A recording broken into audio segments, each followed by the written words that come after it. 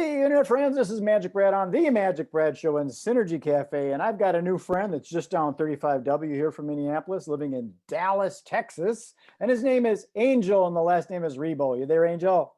I am here indeed. Thank you for having me, Magic Brad, and thank you everybody who's listening to us today. How was the weather down there? I understood you guys got some of our Minnesota snow down there a while ago. Oh, come on, don't remind me. That wasn't the worst thing, right? The worst thing was having no power for a long time. Yeah.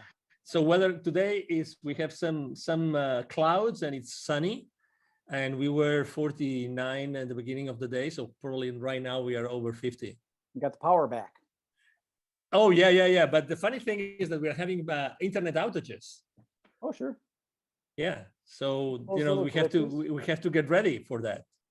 Hopefully this will go smoothly. Yeah. Absolutely. No. I mean, the thing is, how to say this? You would never imagine that you would be 35 degrees inside your house. I mean, it's like crazy stuff.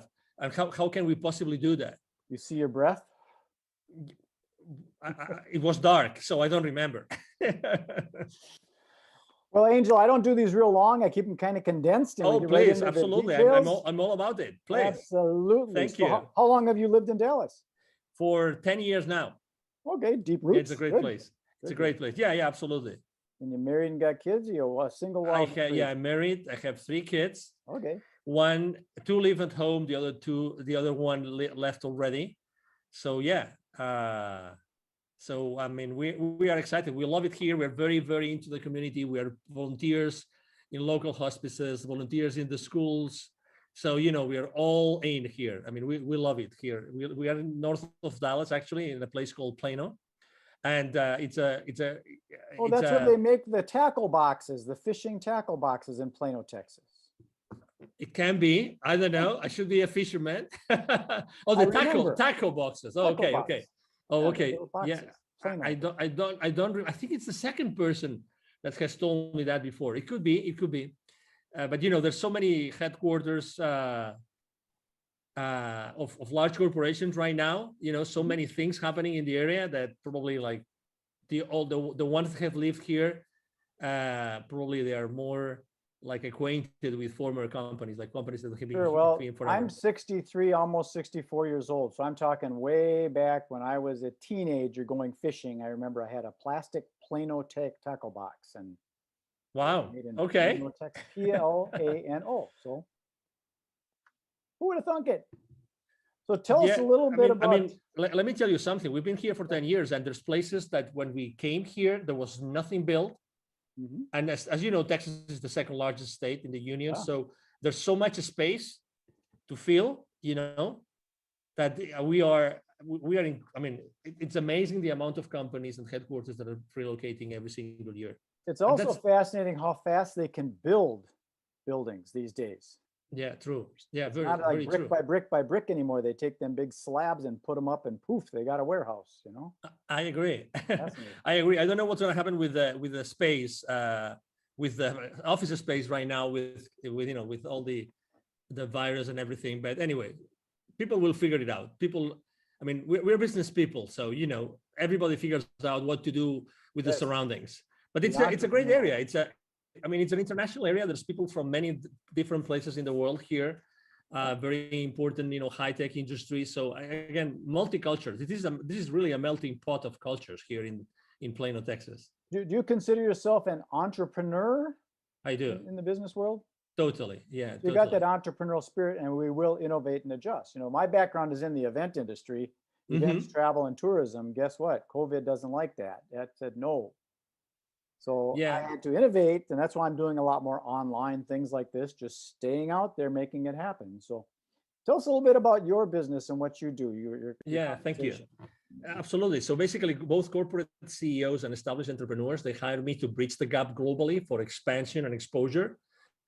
Basically, I help them grow or accelerate the growth of their businesses through strategies related to going global, basically. Mm-hmm. And basically, it's two very defined parts. One is, exposure. It's all about how do you get the right exposure in the right market at with the right target, right? Mm-hmm. And the other one is how to get, basically, it's more like business development. how to find the right clients or partners or partnerships or distributors or resellers. It depends on what service or product you're providing. So you work with a lot of different type of people, I'm sure. And Yes. do you run into like the old school guys that want to do like radio and TV because that's what works, and they won't innovate into a different way?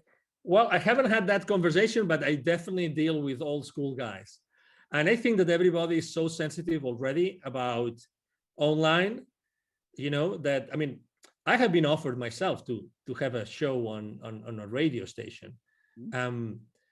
But obviously then it's all about, I would have it if I could bring my clients on, and then I could help them, publicize their system, their products and services, right? So it all depends. It all goes down to the audience that you are serving. But I think that right now, even the older schoolers are really, they know that they have to be online. And to that purpose, actually, I use LinkedIn extensively. Yeah. I use as you probably have seen, I mean, I'm very active on LinkedIn. I have 27,000 connections. I literally interact with a few over, now that I counted, it's over 1,500, almost 2,000 people on LinkedIn interacting every single week, literally. Wow. So yeah, I have it's where that's my world. It's where I interact with everybody. Well, the reason I bring it up because I'm in the event business, and there was a party supply store locally here, and the old school guys, they've been around for like 30 years or something like that. They wanted to do radio ads. They didn't really want to put money into this social media thing because they wanted to do the old radio. And you could take that money and you can really put it into a much better place online these days when you understand that kind of thing. Some don't. But it's a great way of thinking still, because so the question that I like, I'm not the person that asks, can we do this or can we do that? Like, close-ended questions. I'm more the kind of guy that asks my clients, my partners, I ask, how can we? Yeah. And I think that at the end of the day, the main reason why they wanted to be on radio shows or let's say the classic radio, is because of the human touch. And for instance, the other day I was having a conversation with an entrepreneur. He wanted me to help her launch a show online. And actually we ended up thinking of how do we make this show online as the old radio shows in which people they would never miss the show. They already knew at what time it was every single week. Right. And they wanted to be there, and they wanted to make phone calls to the show and actually ask them questions live, right. These kind of things, and then the radio shows were many different things, but number one, they were informative, but more importantly, they would accompany you, right? They would be your buddies. You know what I mean? If you felt kind of alone or you didn't know what to do, you would go to those programs because you like the host or co-hosts, right? And it's a place where you wanted to be heard and you were curious about the questions of others. So if you realize this, it's like, how do you keep the human connection alive, having an online interaction? That's the question I'm answering myself for my clients every single day. That's exactly what I do. Yeah, it's the human engagement, and like you said, the Q&A kind of thing where you're actually talking and solving problems, and so it might be more applicable. So it's always good to ask those open-ended questions, the who, what, where, when, how, why, to get information in rather than saying this is the way it should be. Yes, sir. Exactly. Are there any specific niches that you work in? Do you work in like that's a great question. Real estate? That's a great question. To be honest, historically, I was working with literally every single industry. Today, it's more related to the mindset of the owner, CEO, entrepreneur, more than to any industry. I really don't think there's any industry I have not worked. To be honest. So you prefer to work with the owner operator rather than going through the red tape of the committee and the board and all that kind of stuff? No, that's a great question again. No, I don't mind, because I'm good. I'm good physically. Let's say I like to have the face-to-face, Yeah. So that's where I am really, I mean, if I may say, right, humbly speaking, good at. I'm good at being face-to-face with people, talking to people, listening to people, and understanding what they want so that I can provide them with what they need. So to your question, I really like when there's a structure already in place, because that makes things easier. But Sure. that's for corporations, right? But I work a lot with entrepreneurs. So, it's all about the mindset of the person you're working with rather than the kind of company, either size or industry, really. Sure. Yeah, because sometimes people are concerned about their competition, Yeah.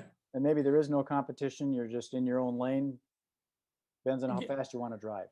But yeah, and that's one of the reasons why, for instance, last year here in the Dallas business arena, I was helping an accelerator with their entrepreneurs and startup owners. And we did a couple of webinars throughout the year, last year, about pivoting in times of crisis. And a lot of entrepreneurs, while pivoting, is like you are starting over your business, right? Somehow. So they were afraid of, oh, is there competition or there is no competition? I think that's the wrong question, very, very humbly speaking, okay? I think that's the wrong question. The thing is, I mean, do I really like what I'm going to do or to sell? Mm-hmm. Do I have the expertise? Is there an audience for this? And are they going to pay for it? If you're able to answer those 4 questions, then the competition really becomes irrelevant.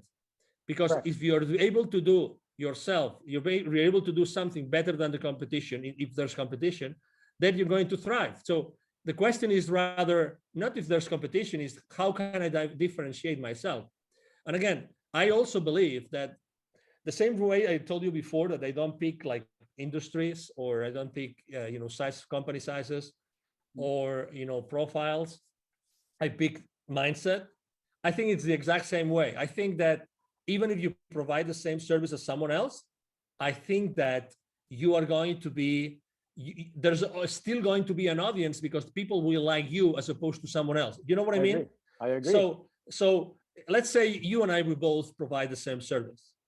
By nature, there's going to be people that naturally will be attracted to you, and other will be attracted to me.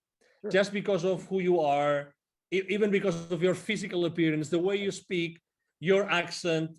I mean, there's so many variables. I mean, your experience in life, right? There's so many things. I agree. So that's why I think that it all depends on how badly you want to do this, how really enthusiastic and passionate you are about providing a specific service or selling a specific product, rather than the competition. I'm very skeptical about cutting someone's wings because of the competition. Very skeptical. Yeah, I've never really understood the competition in business, because if you look at it, McDonald's and Burger King and Coca-Cola and Pepsi are still there, so nobody's won. There is no goal. There's no end goal like there is in a sports game, where there's a goal and a time that runs out. And there are more and more. It's funny that you mentioned this, because if you go to the central markets or to the Whole Foods markets and these places, you will see that there's probably like 4 or 5 more brands of cola, of cola, refreshment. Yes. There are already. And if you go, actually, I remember when I was still living in Latin America 11, 12 years ago, there was actually a very, very popular soda brand that was from Peru that was competing head to head with both Pepsi and Coca-Cola. And that was, again, 12 years ago, and they started 20 plus years I'm in ago. agreement with that. I think it's, if your mother and father competed, you wouldn't be here. Exactly. You got to work together. Which ends up, which eventually takes you to a place where, okay, so how can I collaborate as opposed to compete? I agree. Maybe so that's why there are so many ways. There. I'm building out a thing called the Synergy Collaborative, because that's what it is. It's working together. Figure out how can we don't want to take and share the pie, but let's make a bigger pie. So let me tell you something. So every time I speak about the main mistakes that entrepreneurs make when they start their own journey, collaboration is one of the main mistakes. Number 1, because it's a blind spot for them. And number 2, because they are afraid of it. And number 3, because they're not able to do it. They don't know how to do it. It sounds crazy, but if you analyze it, and you said it great, Magic Brad, we are not taught on how to collaborate. How many subjects did you have? How many periods did you have in your elementary or middle or high schools about collaborating. What's the right way for collaborating? Well, our brains are functioning with the left and the right. So we already got that good and evil and the black and white and the separation. You got to realize that there is a gray. Yeah, but also again, how do you collaborate? How much do you give and how much do you expect in return? Mm-hmm. So it's funny, but I really believe that we are very bad in collaboration. Very bad. I agree. It's an you kind of wonder, okay, I put in, 100 hours, you only put in 70 hours, and how come we're splitting 50-50? Yes. So I understand our mind thinks logically like that. Yes. I have another question about who do you serve? Are you in a specific geographic area? Do you prefer the United States, North America, or is it global? Doesn't matter to you? Yeah. So I've had in the last 5 years of my business, I've had clients in Europe, in Latin America, in Asia, in Australia, in Canada. So I have customers all over the place. So when it comes down to helping companies go global, there's really, I take clients from almost everywhere in the world. Right now, actually, I'm working on two projects, and one of them is in Asia, like large expansion projects. And there's really no geographical origin. Obviously, I have a very important footprint here in the Dallas area because I'm here. So there's a lot of executives that know me and know who I am, right? Because they see me around. But my clients really come from anywhere in the world because of the online world. Because some of the things that I'm working on, it's hard for me to work with someone over in Singapore or Bali, Indonesia, because the calendar is so flip-flopped. We're going to meet on Monday, but guess what? It's Tuesday there. Yeah. So I try and stay in the central time zone as much as I can, but to each his own, Yeah. I just had a conference call video conference call at 9:30 a.m. here in Central, and it was really late at night for them. But we try to compensate. We try to do like late for me, late for them, late for me, late for them. So we try. I like the way you operate because it's kind of doesn't matter because over on the other side of the planet, you got early morning people and they got late night people. It depends on the vibe and stuff. So it sounds like you're very open to whoever wants to work with you. I am. Done. Yeah. That's true. So yeah, typically, I have to say I work a lot of hours. A good day for me is a day in which I have a 2 or 3 hour break in the middle. Okay. So I see my day in 2 big chunks, really, because of that. So so I have a big chunk in the morning, starting really early, and then I have a big chunk. Let's say after 5, I have another big chunk of Asia is waking up and Europe is going to sleep, so. What would be some of the key words that you would use for when people are looking for you, if they're searching you out? Yeah, international expansion, international exposure. I am an influencer, so actually I'm a very strong business to business influencer or business to consumer, because the profile of the 27,000 connections I have on LinkedIn, I told you before, I engage with more than 1,500 every single week. So because of the nature of what I do on LinkedIn, I'm an influencer there. So I am a LinkedIn strategist, a LinkedIn influencer. Okay. Let's say a global expansion. Those would be the keywords. Yeah, LinkedIn is a whole nother world. I got a friend locally here that wrote a book on it. He calls himself the LinkedIn rock star, Mike O'Neill. I don't know if you know that name. I've heard his name. Yes. He's definitely a Mike O'Neill. Okay. Lives here in Minneapolis, used to be out in Denver, but he's really heavy into LinkedIn Navigator and helping lead generation for his clients. That's what that's good. Generation through LinkedIn. I do a lot of that, Magic Brad. A lot. It's a big world out there, Angel. It's a big world. Yeah, it's a big world, but it's becoming smaller and smaller.